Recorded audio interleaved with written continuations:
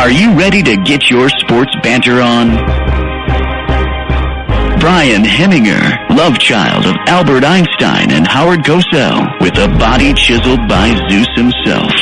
Brandon Sharples, a man who could beat Mike Tyson in a spelling bee. Together, they form the At Odds Podcast.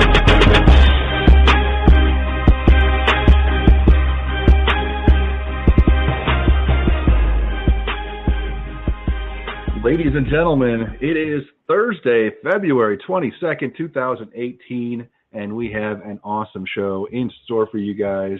I am your host of the At Odds Podcast, Brian Hemminger, and today we'll be talking Major League Baseball pace of play rules, toxic work environment with the Dallas Mavericks, and maybe even throwing in some fun fuck-ups we've had in terms of work-related stories. And then, of course, we can't do this without my co-host. He is the man, silky smooth, Brandon Sharples. Brandon, how you doing tonight? What's up, guys? This is your handsome co-host, Brandon Sharples. And we got a funny, amazing, awesome show in store for you. Hopefully Blog Talk Radio holds up its end of the bargain, and we will not have any issues because we have some callers that we're going to have on the show tonight telling you some stories about fucked up things they did to get fired or things they should have been fired for but didn't. I actually have a couple of stories from that. But other than that, man, today was just a regular day. I had to drag my son out of wrestling practice today because he wasn't giving effort and he's being a little punk. So I had to drag him out. Oh, yeah. He wasn't giving his effort. He literally looked at me while he was doing a push-up and asked me how many more he needed to do. I'm like, you do as many as Coach Ben tells you to do. Uncle Ben tells you to do it, you do it. Crazy kids, man. Oh, he's asking for it. Man. Fuck yeah. But I just stuffed my face full of, what the hell did I eat today? Arby's. I'm never going back there again. I'm so sick of fast food. I'm supposed to be on this diet, and I'm not on this diet. I'm on this fucking fast food diet is what I'm under. I bought all this like fruit, vegetables, chicken, I got protein powder. I got all this stuff, and I am just not sticking to my guns, I guess. I'm that typical New Year's Eve guy. I say I'm going to do something and then not with my body, and I never end up doing it. So another thing I got to tell you guys is for those watching live, I am wearing Dominic Lahutsky's North Face he keeps bitching about. The dude keeps bitching about me having his coat that he left in my car when I live and work in Ann Arbor, and he wants me to drive in the opposite direction of where he lives to hand him this thing. It's not going to happen. So, Dom, I'm enjoying this snuggle coat, man. Look at that, North Face. Oh, other side, opposite. Fucking amazing. I can't wait till he comes into here. So, but yeah, man. Did you guys see that photo of the gold medal team, the women's hockey team, and the girl was doing a little sign? She was doing the sign, and so anybody that sees that, basically she's going to kick your ass at some point. So that's pretty funny. I remember doing that shit when we were in high school. Do you remember that? Doing the circle sign? Oh, yeah. Like we do it down low by your leg, and every time somebody looked at it. Circle? Yeah. Punch them in the arm? Yeah. Yeah, we did that in high school. Now it's like supposedly like a new thing. It's not a new thing, guys. We did it in high school. I used to do this all the time. Matter of fact, Craig Porath was a classmate of mine. He always used to do this, and I would get blasted in the arm 6 times a day. This is not anything new. It's kind of like the 80s music's like, getting reworked into the music scene. It's like the same thing. It's not new music, and this is not a new thing. But it's funny. I'll gladly bring it back. So I thought it was pretty funny. But yeah, so the women's Olympic team won for the first time. This is the 4th Olympics in a row that they played, and then they finally won one. Usually Canada. Oh yeah, hey Ross. Yes, I was in Ann Arbor for a long time working and everything. So and going to school, I still go to school up in Ann Arbor. So yeah, we're good. We're good, Ross. I'm not down in Columbus with all you Buckeyes. So the hockey team, they finally pulled through and they won in a shootout over Canada. And I was looking through some comment sections, and I saw people were bitching about a shootout. How can you bitch about a shootout? I think that's the greatest like the thing most in exciting sports. part of a hockey game. Yeah, have you guys ever seen Big Daddy? Remember, he's bitching at his kid. He's like, look, be quiet. They're in a shootout. This happens like once every 10 years, so come on, let's go. Well, no, we have people that really honestly did not like the fact that they were in a shootout. I thought that it was amazing. I thought it was amazing that they're in a shootout, and that's how you won an Olympic medal, is in a shootout. That's ridiculous. You never see that kind of cool shit. That's like stuff in a movie, like you'd see in the Mighty Ducks, you know what I mean? Their own little female Charlie Conway. I thought it was amazing. Shootouts in Mighty Ducks. Yeah, they did. That's how they beat the Hawks. Charlie Conway did that badass triple D. Might in D2. Yeah, probably. Oh yeah, yeah. Anybody that's on here live, man, just give us a like at Belly Up Sports. You know, click that link that Mike just put in the comment section there. So yeah, it's pretty cool that we won that. But I'll tell you what, for all perspective, I thought we did pretty poor in the Olympics this year. Although I don't give a shit about Winter Olympics. If you want to vote on this, go to our Twitter at Belly Up Sports, and I have a poll that I put up there. Do you give a shit about the Winter Olympics? And it's kind of been overwhelmingly in favor of no. Nobody cares about the Winter Olympics, and I don't really care. Hey, Craig, what's up, man? I was actually just talking about you. Craig joined us live. Craig Porath is the guy I told you that we used to do. Remember, Craig, we used to do this game, and you used to blast me in the arm and catch me all the time? I think you have to remember that. That was so funny. But, basically, nobody gives a shit about the Winter Olympics. And I told you that's like for like places that we vacation.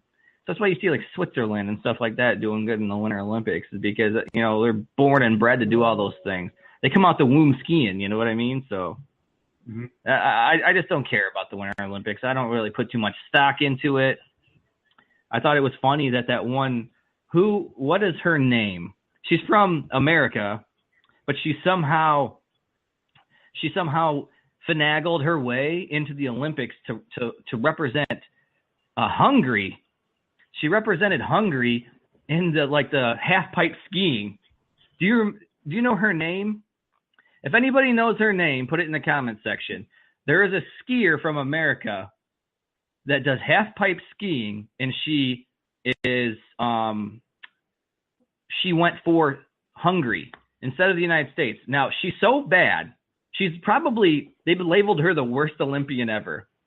She did a half. What she would do is Elizabeth Sweeney? Yeah, I think that's what it is.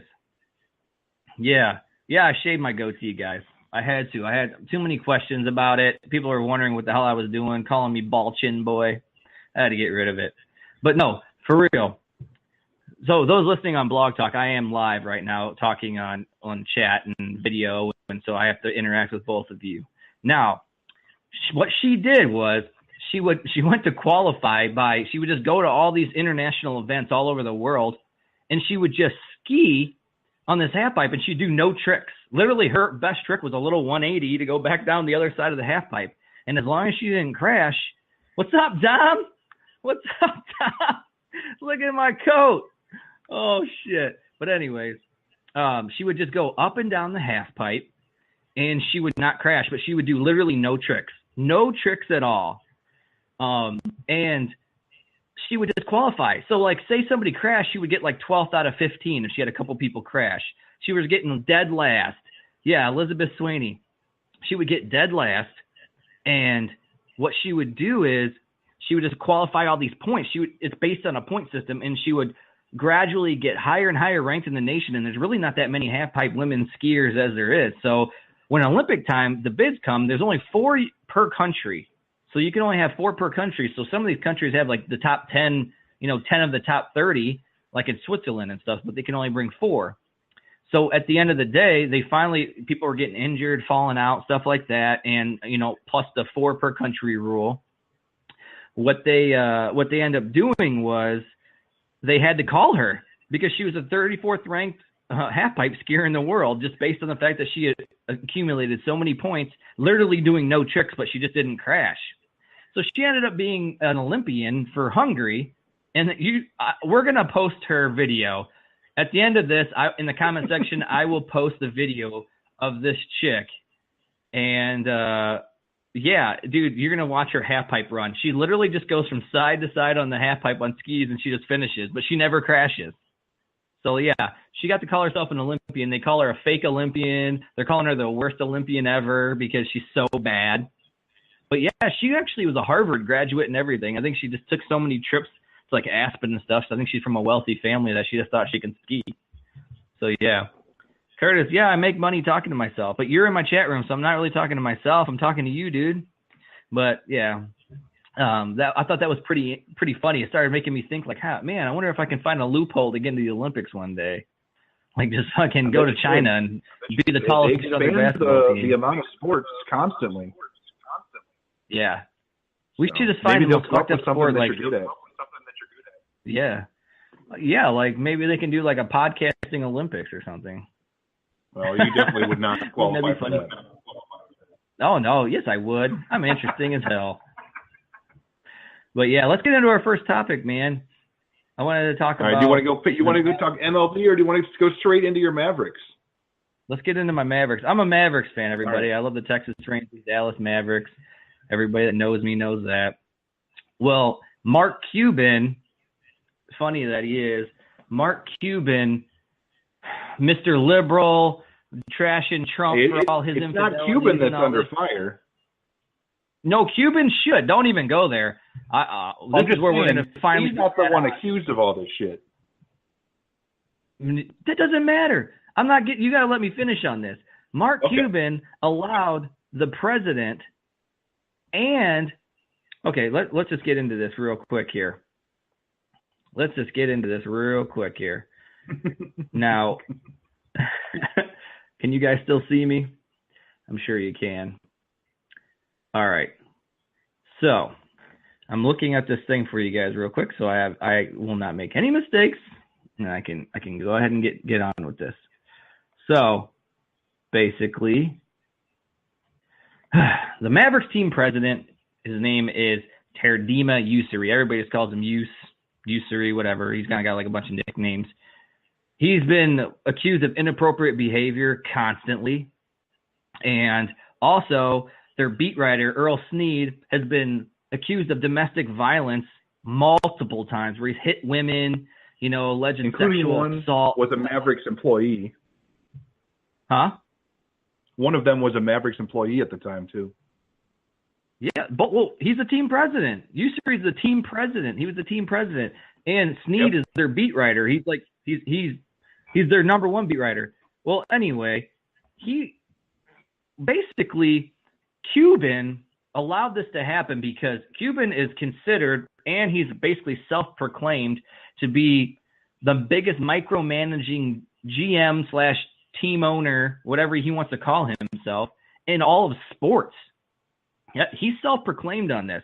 So you're telling me somebody that says that he takes care of every little minute detail that has anything to do with the Dallas Mavericks, he's on top of everything. He said this publicly, written in print, and in interviews. You're telling me he didn't know about any of these allegations? You're telling me he didn't know that the inappropriate behavior of Usuri, he didn't know any of that stuff? Yes, he did. He just chose to know what he wanted to know, and he chose to let it go. So Mr. Mark Cuban is really just as much to blame as those other two scumbags that are fucking hitting women and talking shit about women. Do you not agree? Well, I'm just going to play a little bit of devil's advocate here. I mean, I'm not going to completely defend Cuban. No devil's advocate, but I'll let you say what you have to say. Well, are you going to let me at least? All right. Yeah. So Cuban is extremely hands-on with the team, like the players, the coaches, all that stuff. And, I mean, I would not be shocked if he knows everything about the actual team. And maybe because Usuri was already there at the time when Cuban took over the team, he just kind of let Usuri handle the office stuff. Because from everything I heard, there was not one problem whatsoever with the locker room, with the players, with any of that side of things. And maybe I'm just saying, I'm just playing devil's advocate here. I'm not saying that that's 100% what happened, but maybe Cuban only cared about the players, and then he just let that stuff happen, not really wanting to know what was going on. I mean, maybe he knew, maybe he didn't. But I know that I'm taking this coat off. All he really seems to care about is the players and the refs. Like, that's all he ever talks about is the actual performance of the team. Like, he doesn't seem like the kind of guy that would give two shits about, what was happening in the offices. As long as Usuri was making money, then he probably didn't care. And Usuri was making them a shit ton of money. So as big of a piece of shit he was making the money. He's not the coach. He is the office. He owns the team, and he's basically a self-proclaimed GM. He makes so many decisions in the front office for them. GM, as in all he cares about is the players. No, he works hand in hand with these guys that I'm talking about. He has been interviewed by Snead 1,000 times. He works hand in hand with Usuri every fucking day. Like, these are not people that he doesn't just say, go ahead and handle your own shit. I'm just going to talk to the players. Like, the two people that are under fire for all this stuff work directly with Cuban on a regular basis. Usuri every single day, and Snead interviews them constantly. So he knows who these people are. You know damn well that he knows a lot about what's going on with that organization. He can't escape this one. So no more President like Cuban. Clippers, dude? Huh? You think he'll be forced to sell the Clippers team like the old Clippers owner? I don't know. I don't care. I don't like Cuban anymore. I used to like him. I was a huge fan of him, and then he just became a prick, and he started I felt like he was he was trashing Trump, which is obviously fine because a lot of people did. It's not. I still like a lot of my friends that trash Trump. It's not. If you trash Trump, I'm not going to have a different view of you. It was the way that he was doing it. It was like he was trying to get his own publicity by trashing Trump. Like, he was just being annoying about it. And I felt that Cuban's just a fucking snake. I don't like Cuban. He's a dickweed. I don't like him on Shark Tank. I barely watch the show, but every time I watch it, I just don't like him very much. And quite frankly, I wouldn't care if the Mavericks made him sign, or the NBA made him sell the Mavericks. I highly doubt it's going to happen. It's probably not going to happen, but I don't feel that Mark Cuban had the leg to stand on when he's going to be trashing Trump or anybody else for any sort of dysfunctional issues ever again. He's lost all credibility when it comes to that. He did absolutely nothing. I'll admit that. From everything I'm hearing about the Usuri guy he was a grade A scumbag. Yeah, grade A, and that's not. And a lot of people knew that. That doesn't even spend every day with them. So of course Cuban knew that. Who knew if Cuban partied with this guy and saw these shit firsthand? But he did nothing because they were making money. And that guy has been out of the organization for a few years. From what I read, he actually went left to go get a major position with Under Armour, and within 2 months at Under Armour, he was alone with a woman in an elevator, and she reported him to HR, and he basically got fired. Yeah. So that's their Under Armour system actually worked. Like, all the people that reported Usuri in the Mavericks, it went to that Pittman dude, and he didn't do shit about it. And he actually did get fired through this because he was still working with the Mavericks, and so did Snead. Snead got fired too. And I find this interesting too, as my buddy Ross is in the comment section here, and he says a lot of big names involved with major sex scandals were extreme liberals that were extremely outspoken towards Trump. And I'm not going to turn this into a political rant, but I felt that you shouldn't, funny. Because it's coming in on all sides. Yeah, but I'm just saying, it's kind of intriguing to me that you have somebody like Mark Cuban is going to be involved in some sort of scandal like this. I'm not saying he was sexually assaulting anybody, but it seems like all these people that want to trash Trump, and I'm not just saying just Trump, I'm just using Trump as an example because he's the flavor of the year. Anybody that trashes, I think it's funny that people that trash, people that aren't kind to other people, people who are sexual assaulting other people, people that don't have morals, are the people that don't have morals. You know what I mean? It's like the pot calling the kettle black on a constant basis. That's what I think. It's a way to people to misdirect, feelings about themselves. I mean, it happens all the time. I mean, what was that dude recently? That Utah politician that was like the biggest anti-prostitute politician, and he got caught spending campaign funds on prostitutes. Yeah, shit like that happens. There's also constantly that one Republican. Like, I don't know what he was. Was he like a lobbyer, or I'm not sure what he was, but he was like super anti-gay, and he got caught banging a dude in his office. At his office. Yeah, I know him. I know him. He was the congressman for the district I cover for the Daily Chief. I actually got to go to one of his office hours things where he met with constituents to like write an article about what the issues that the people had in the area. So yeah, I know who that was. That was Wes Goodman. Yeah, him. So, I knew it was an Ohio guy. Yeah, that's pretty funny. That was that he covers. Brian writes it was my district. This district. It was one of our top stories of the year for 2017. Yeah. So I just think that this whole culture, it's just everybody's pointing the finger at each other, and everybody's saying and doing the same thing, and it's just kind of one of those situations where you get kind of tired of everybody. I don't know, pointing fingers at everybody else when they know they got their own demons in their closet. And I think that's what Mark Cuban's been doing for far too long. Mark Cuban tries to play the cool guy role, that he's some average Joe that made it big in tech, which he originally was. And then when he made his billions, but he's turned into a prick. And he's a fake. He's a fraud. I think Mark Cuban's a fraud. So I don't like Mark Cuban. I would never vote for him if he ran for any sort of office. And I would not shed a tear if he ever had to sell the Mavericks. I don't give a shit, because quite frankly, we won that title in 2006, but no, not 2006. What year was that, Brian? 2005, I thought. 7? It might have been 5. Yeah, okay. Right. They beat LeBron, right? Yeah. So I think it was 07. Mm-hmm. But anyway, I can't really think of the year. It doesn't really matter. The problem is after that we've been tanking, and that's another thing that he did that I want to talk about. And this is actually something I want to talk about. 2011, we were way off. I swear on my life I was about to say 2011, we were way off. That's funny that you just said that.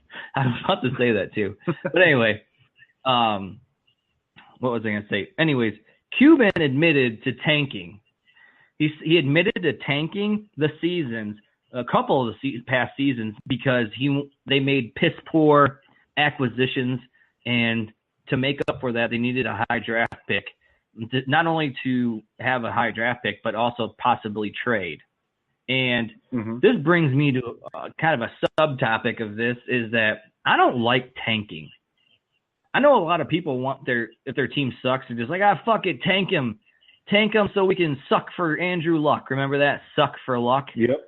I don't like tanking. The reason being is that you have an obligation to put the best product on the field. You are a business.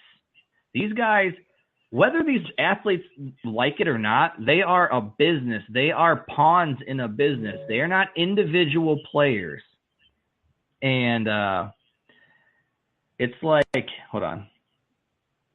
Okay. Anyway, so anyways, I was reading a message from our team here, but anyway, these players are pawns in the whole game, man. It's a business.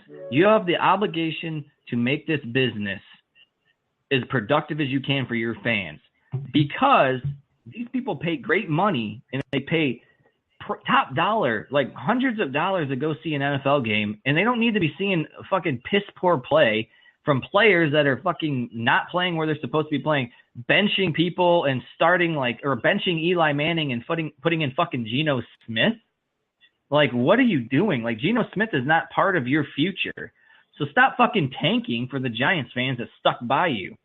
And they're used to, winning Super Bowls and going to the playoffs, and they're used to all this shit. I think it's a slap in the face of the Giants to bench Eli Manning for Geno Smith, not David Webb. If you're trying to like test the waters for the future, if you're trying to say that, fine. Show the fans the future, which is David Webb, who you just drafted. Davis Webb. Do not throw Geno shitbag Smith out on the fucking field so everybody gets to watch some little skinny fuck run around shitting all over the place. He's terrible. Why would you bench your icon of your franchise? That's bullshit. That's what I don't like. I don't like teams like the Browns didn't tank. They just played like shit. But at least their fans show up. When you got loyal fan bases like the Browns and even the Jets and the Giants and all these fan bases like that are rabid, the Eagles, before the Eagles won the Super Bowl, they've been kind of whacked for the last decade. So, they sprinkled in a couple playoff, appearances here and there, but they've been relatively disappointing from that, franchise standpoint. And I feel like to do a disservice to fans that are so loyal is an embarrassment. And that goes for NBA. All these teams like tanking because they're not going to make the playoffs. So they're just throwing a shitty product on there, but they still expect the fans to show up. They still expect the fans to, make an appearance, pay money at concession, cheer, line their pockets, but they don't want to throw out the best possible lineup they can. They don't want to coach the best possible game they can. And I find that despicable. I think that's fucking terrible. You can't do that in any other business.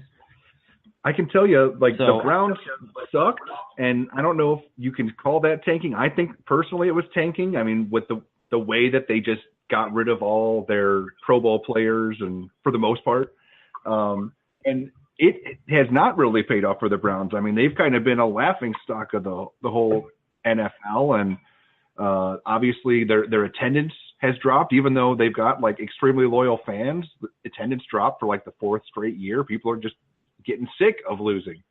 So when your answer to losing is to lose more so that you can get a better pick, you got to be able to balance that out with actual success down the road. And so far, that's just not happening. I mean, I look at the Philadelphia 76ers as the proper way to tank. They sucked, and then they kept sucking, and then they got a bunch of really good picks, and then they drafted some very good players, and now they're actually pretty good. Yeah. And dude, I get that. So this is what don't get me wrong. I see it from both sides. I see it from the team side where they're, they know they're not going to win, so they're trying to acquire players to get competitive. But I also see it from the fan side where they're paying money, a lot of money. Some of these people are taking off the next day of work as well, taking leave days to go see these games. And they're getting shitty product. They're bored. Their team's getting blown out. They have nothing to cheer about. And then they say they're playing say they're a Sixers fan and they're playing LeBron. LeBron's not even going to play the whole game. So by the fourth quarter, they've wasted their entire life, or not their entire life. They wasted their entire time being there because they no longer get to see a competitive game. Their team's getting their ass kicked and all the stars are off the goddamn court. So I don't like that. I think that's a slap in the face to the people that put those checks in those players and the owners' pockets. I think these players seem to forget who pays them. We pay them. Everybody that tunes in on TV, everybody that goes to these games, everybody that buys that merchandise, everybody that contributes any amount of money to their sport is their boss almost. And I think that they need to realize that. And that's my personal opinion. I'm not saying that they have to completely turn into robots and salvage everything about themselves, but at the same time, man, you need to please the larger market of your fan bases. You gotta play that game. I don't feel like that's good business. And we just kind of sit back and accept it as fans because, not everybody's going to games all these times, spending all that money. But for the fans that do, for season ticket holders, I think it's shitty. And, I don't really see how you can argue against that. Yeah, well, speaking of those, season ticket holders, they pay for those with their jobs, they pay the paychecks of the players. And we actually have a caller on the line that is going to kind of shift the conversation topic a little bit back towards toxic work environments. So Blaine, welcome to your debut appearance on the At Odds podcast. Hello, fellas. Great to be on. What's up? Hey, for our Facebook listeners, we got a caller. His name's Blaine. Blaine, what you got for us? So I used to work at Lowe's. Actually, I'm the one that trained Mike Brown, taught him everything that he knows. But how that came about was I was in between basically taking a job at Owens Corning, and I was working part-time at Lowe's just for the discounts to do home improvement stuff around the house and get discounts off of, tools and stuff. Well, there was one day where I was working 3 departments and we were slammed at the store, and somebody needed carpet that we didn't have on the rollers. So if you've ever been to Lowe's, there's rollers on the back where you have to basically take the carpet out, put it on the roller, roll out how many feet they want. So I grabbed somebody from a different department halfway down the store, and I get up on the forklift, and it's like a 15-foot pole, okay? And you basically put it right straight through, and you lift it up and take it out. So I'm back there. It's on the highest point of the stackable shelves. So I pull it out, and I ask my spotter, I'll put it in quotation marks too. I ask my spotter, hey, am I good? She's like, yeah, you're good. So I start to back up, and I notice that I'm stuck on something. So I didn't see anything that I was stuck on. So I floored it. So what ended up happening was you hear this big pop, and basically I look up, and then basically about 6 or 7 years worth of standing water for the fire pipes. So in case the hardware store gets on fire, comes down and basically puts the fire out. So that just started pouring right on top of the forklift. So for like 2 to 3 minutes, I'm just sitting in there basically in crap water. And I'm just thinking, what the fuck just happened? So is this like sewage water? No, it's just basically they fill up that system. It's like a backup fire system. So when they build that system, they basically flush it with water, and it just stays in the pipes. Yeah. Until it's used. So yeah. So let me recap.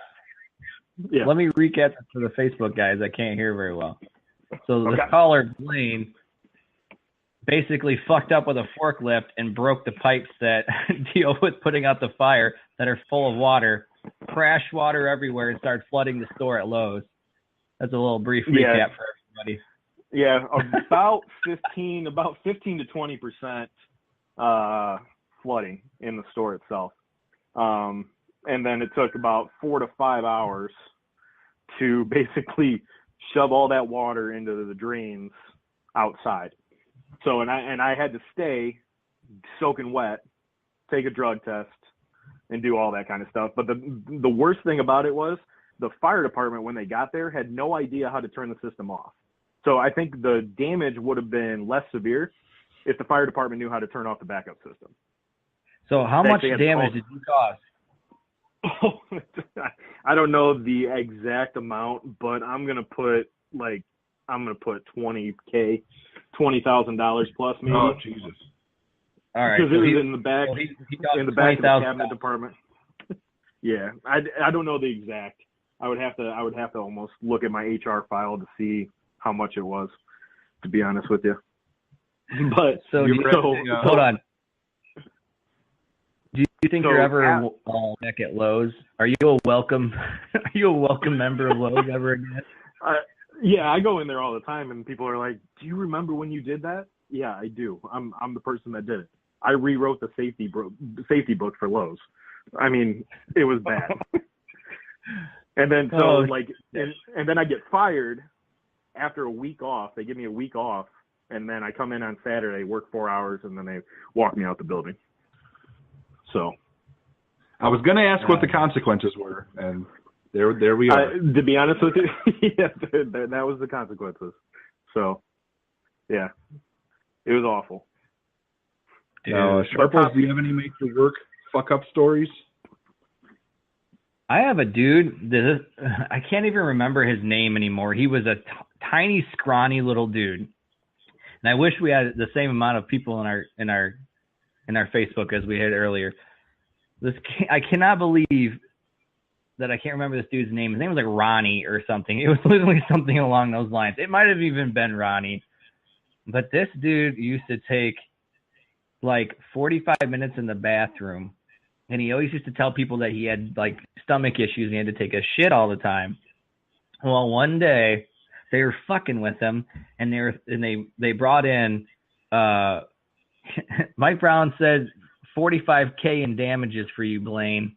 $20K in just stock cabinets. Oh man, that's super funny. But anyways, this dude Ronnie he would consistently, like chronically, go to the bathroom for 45 minutes at a time. And this is one of my previous jobs, like back in the day. I don't want to say the place, but so anyways, they balled up a bunch of pieces of wet toilet paper and like all this other stuff, and they ended up like sneaking in, peeking over the top to whip it at him, and he was jacking it in the fucking bathroom. He was jacking off in there. So they ended up telling the supervisor he didn't that stop when they went into the bathroom? They snuck in there. Like they snuck in there. Okay. Like he had no idea there was anybody in there.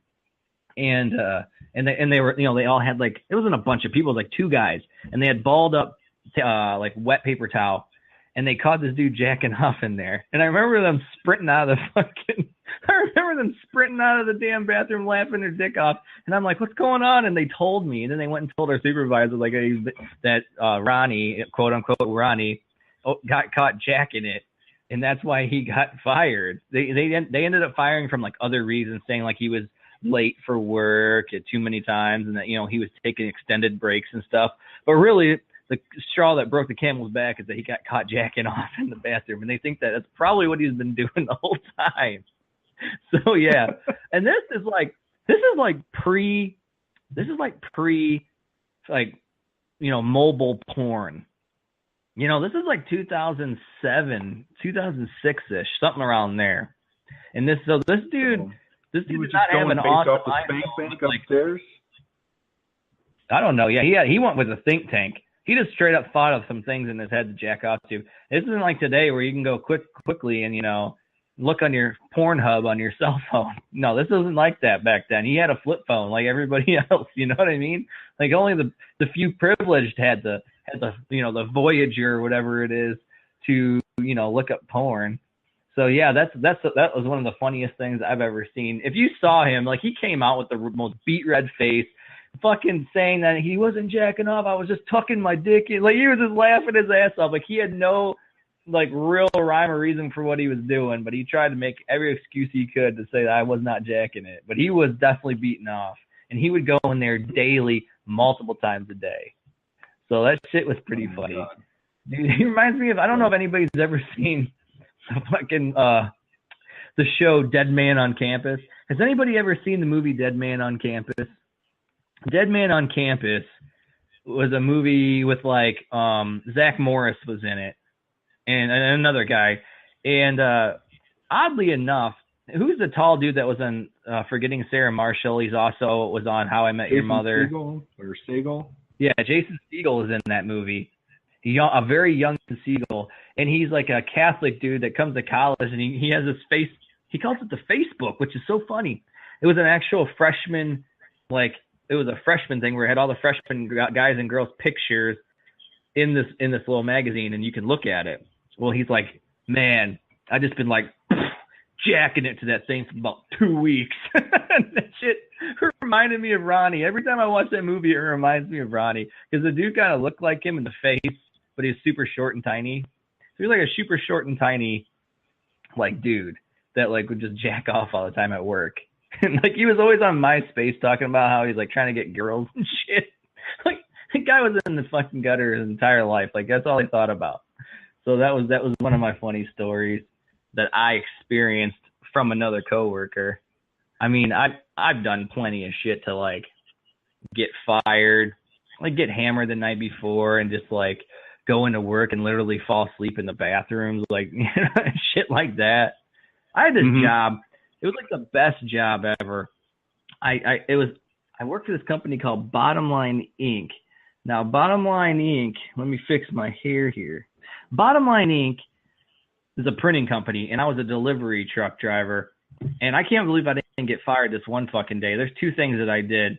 There's a bunch of shit that I did, but there's 2 things that I did that actually I got caught doing. The owner's dad shows up in a fucking Acura, super foggy out that day, and he parks it right up where I run the ramp that I drive my van up to get it loaded, and I back it up. Nobody ever fucking parks there.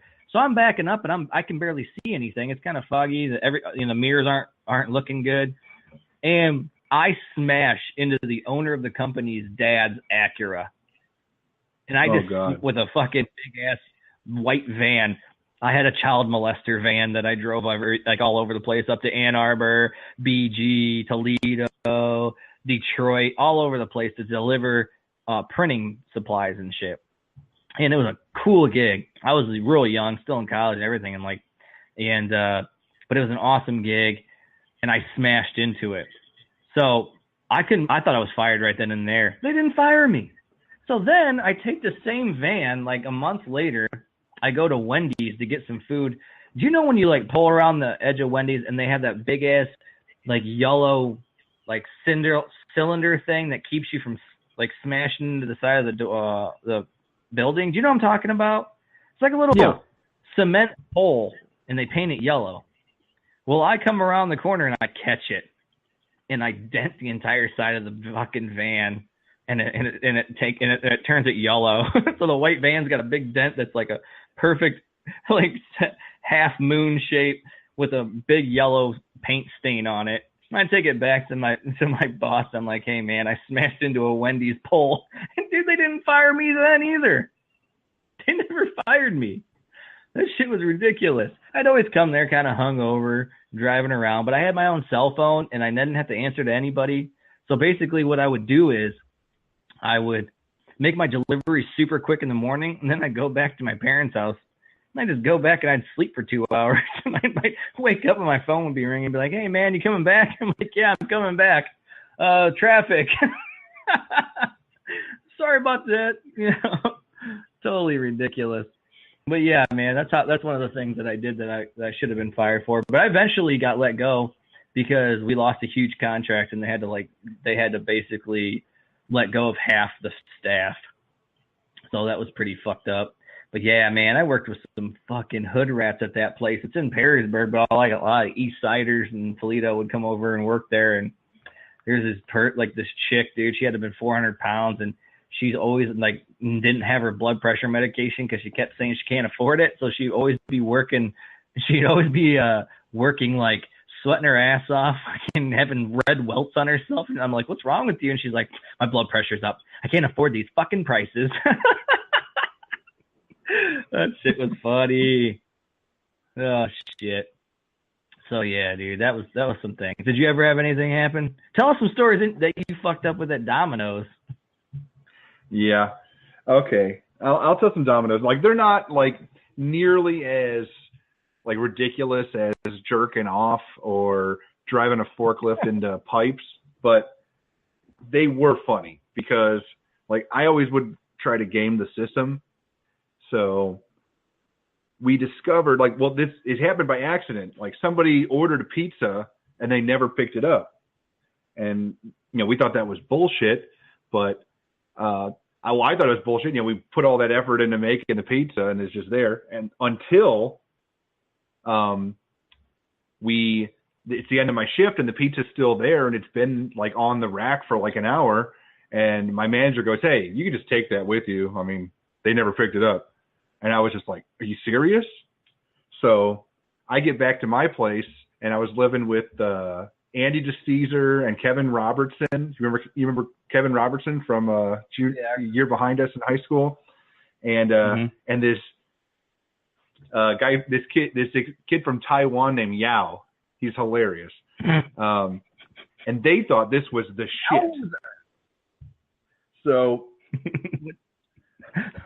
they thought this was the greatest thing that could have ever possibly happened to me because they're like, we can just order pizza and then not show up and never pick it up. And then you can just take it home for free So it got to this point where like an hour or so before my shift ended, some random person would call in and order 2 extra large, like 5-topping pizzas. And then they would never pick them up. And then after a half hour that it's been sitting there, that was the rule. So if it sits there for like 45 minutes and then my shift's over and I'm like, hey, can I grab these? I'm like, yeah, all right. So I would take home like 2 free pizzas every night.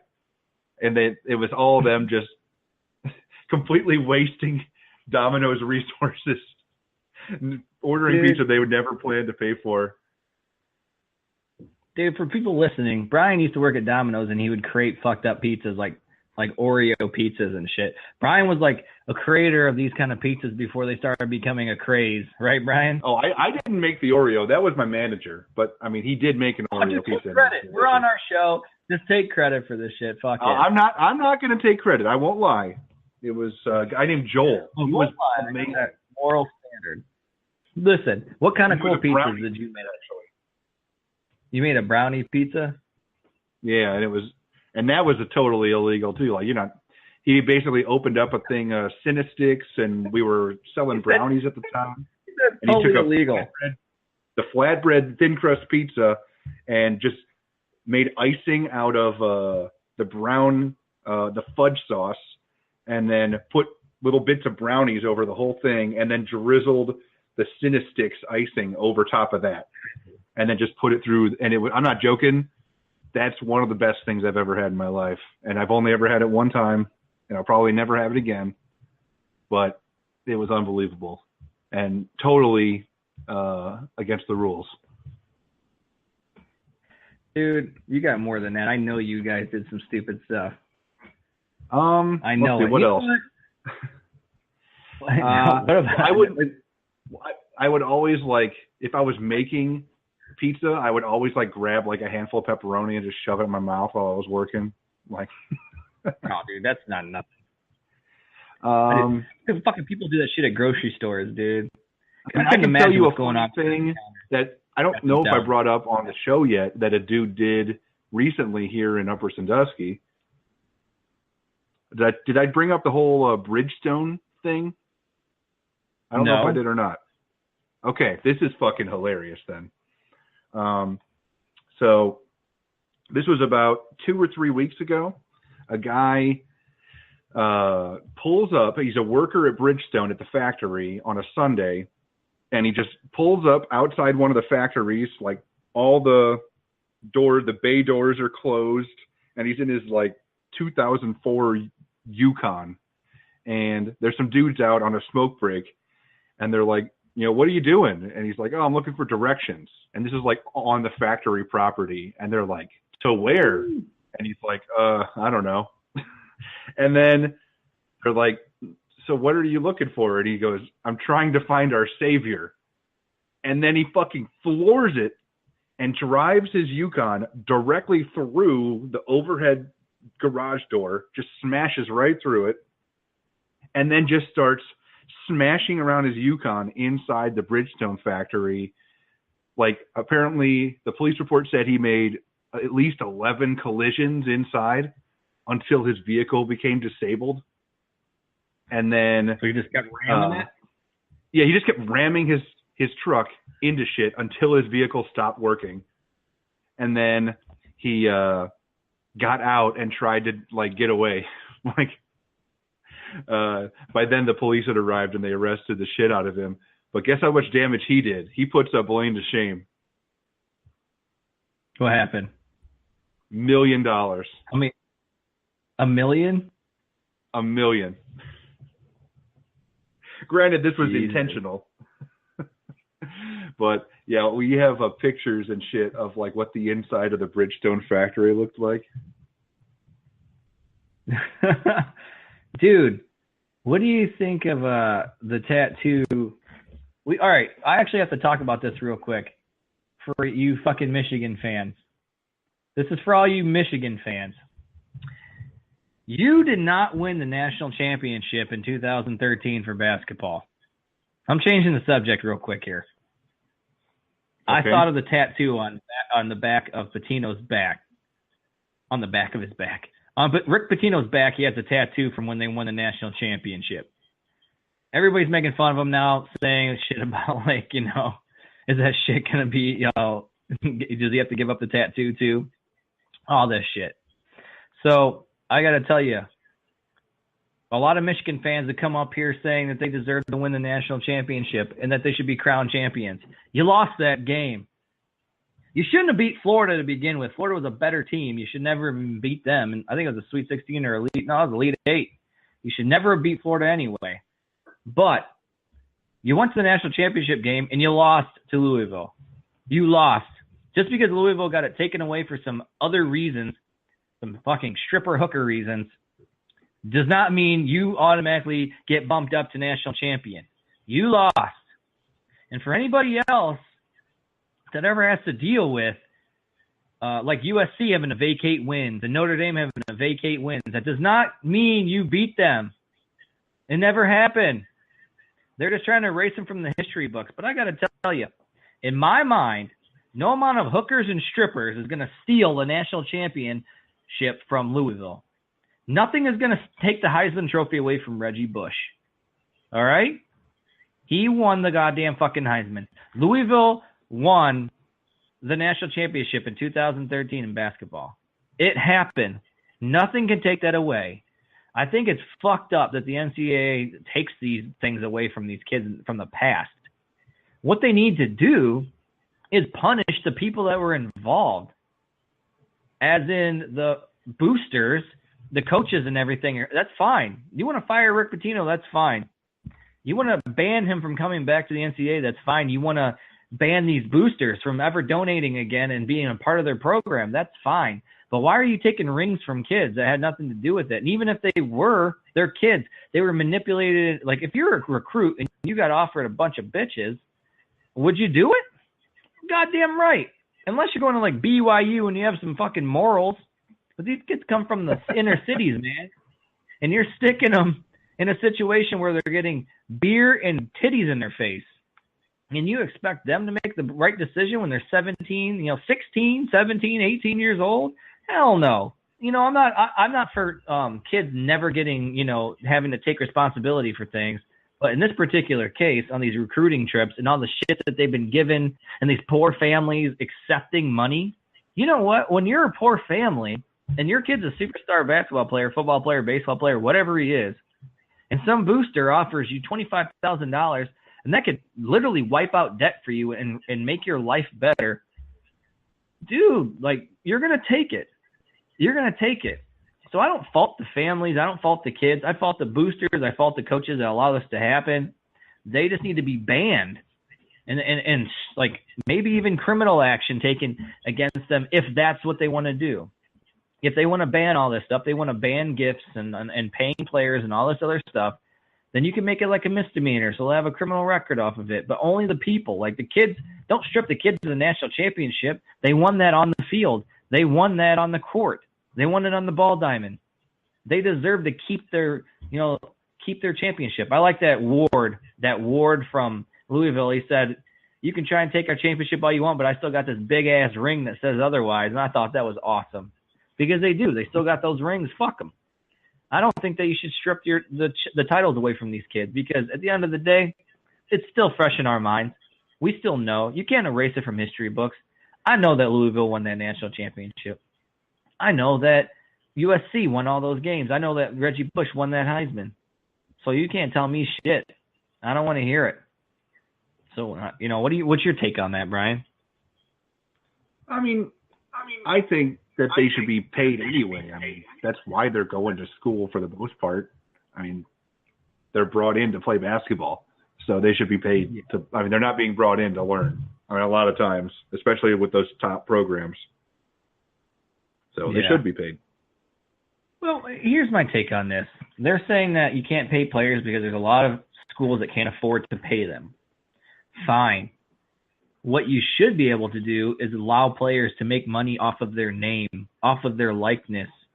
Mm-hmm. How many Johnny Manziel, Johnny football shirts and T-shirts, and how many Johnny Manziel jerseys and Tim Tebow jerseys, and any Heisman winner, all those jerseys they ever sold for these guys, Baker Mayfield, all these guys.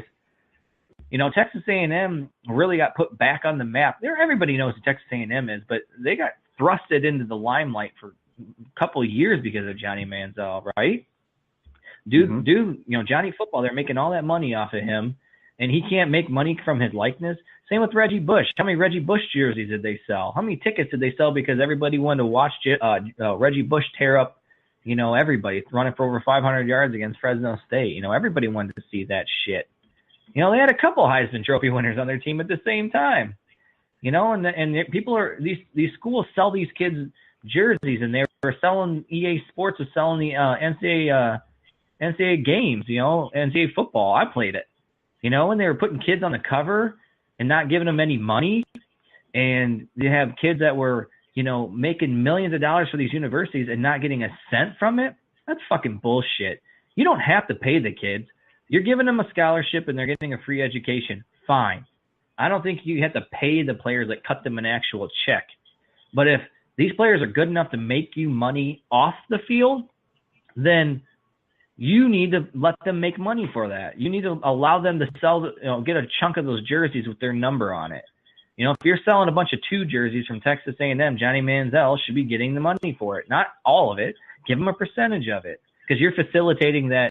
You're facilitating, him too. So I feel like the university should get some money because they're making it possible for him to showcase his talent. But he's the talent, so he should get a percentage of it as well. Kind of like a record deal. You have a record deal. The record company makes it possible, and they fork all this money out for you to tour and shit, but they get a large percentage of the proceeds. But you're the talent, so you get a chunk as well. That's what I think they need to do. All these players need to be able to make money off their own name. They need to be able to sign autographs like Ohio State. Like, I loved it because I fucking hate Ohio State, that they got in trouble for all this tattoo shit. But to ban them from the postseason from it and, take wins away and all this other stuff, not let these kids sign an autograph for a tattoo, like, that's their own business. And they should be able to do that. And the NCAA doesn't want to do it because they want to slave these kids out. You know what I mean? It's just modern-day slavery. And I'm not a big, race card. I'm not a big slavery guy. But in all honesty, white, black, whatever the athletes' ethnicity are, they are a slave to the NCAA. They perform a free service because not everybody's on a full ride fucking scholarship. They provide a service to the university, and they could even be like indentured servants. You know what I mean? Where they make a little bit of money through the fucking scholarships, but the Johnny Manziel's making $100 million over his entire career probably for that university. And because he's still making money for them. They're still selling number 2 jerseys and shit, So he's making all this money for them. I'm just using him as an example. Whatever scholarship they gave him is fucking pales in comparison. It's just fucking slavery. It's bullshit. That's what I think. That's kind of like a rant for my day. Yeah, that's a good rant. I might edit in some rant music. Yeah, what do you think about it, though? Do you think these kids need to get paid for their name? Of course they need to get paid. I mean, that's what they're there for, and they're being exploited ridiculously. I mean, they make so much fucking money during March Madness, during the all college football, and they're just making it off of – they're basically using the whole amateur as an excuse. Yeah, for sure. And it's complete bullshit. Against the rule. Yeah, man. That's pretty much all I got for you guys today. Brian, you got any gems or anything?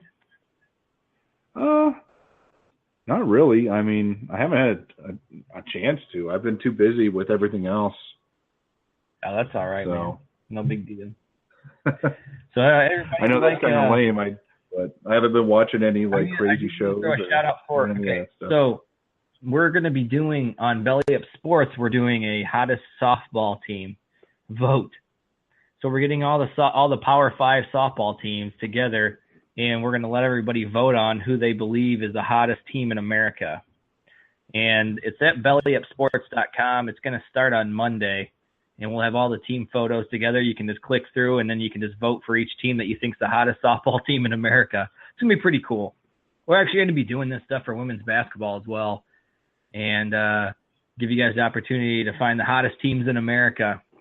And we'll be tweeting all this shit out. We got some of these softball girls on board already with retweeting our stuff, and we're hoping that it grows the Belly Up Sports and everybody has fun with it and gets a chance to check out the hot softball players, because there are some hot softball players out there, fellas. It's not, it's not all the big chicks. There's a lot of hot chicks too. So there's that, and once I'll get the women's basketball together, around the Final Four or around March Madness. So it's gonna be funny. It's gonna be fun. We'll have a nationwide vote. Hopefully we get a good turnout on that vote, and whoever wins, we're going to present with a nice little certificate, and we're going to send it to the captains of the team. We'll just have to figure out who they are, if they want to follow us on Twitter, so we can get that to them. But yeah, check out bellyupsports.com, at bellyupsports Twitter, and bellyupsports Facebook, and take a look at everything, man. We got a lot of cool shit to offer. We got blogs. We post content daily, and it's exciting. But that's where the voting's going to be. The voting's going to be done at our website at bellyupsports.com. So, and then you can visit, here at Odds Podcast Facebook, and we have a Twitter at Odds Podcast. Mm-hmm. I think we're going to start tweeting, Brian, and we can start growing us through Twitter, and then you can check us out on SoundCloud, iTunes, and YouTube. So. That about does it. All right. So thank you guys for tuning in. Check us out, all the Facebook pages and everything. We should be having our stuff on SoundCloud and YouTube by tomorrow. And the replay of this episode should be available on Blog Talk Radio within about 30 minutes. So thank you guys so much for tuning in. And as long as everything's working, it is back to Mega Man time, motherfuckers.